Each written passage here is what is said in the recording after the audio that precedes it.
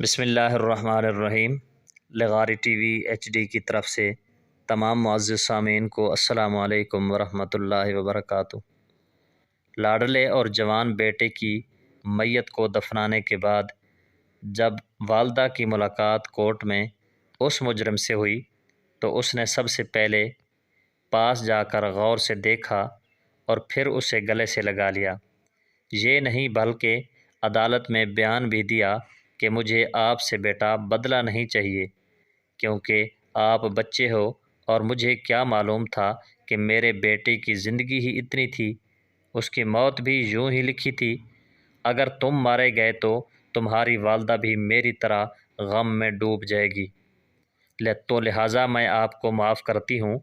ان الفاظ کو سننے کے بعد مجرم کی ماں اور کورٹ میں موجود تمام افراد رونے لگے، کیونکہ اس قدر حوصلہ آج کل انسانوں میں کہاں ہوتا ہے۔ اس جذباتی بیان کے بعد مجرم کی والدہ سے بھی گلے لگی، جنہوں نے پریشانی کے عالم میں ان کا شکریہ ادا کیا۔ اب کی بار مجرم نے بھی بھری عدالت میں کہہ ڈالا کہ مجھ سے غلطی ہوئی، آپ سب سے معافی مانگتا ہوں۔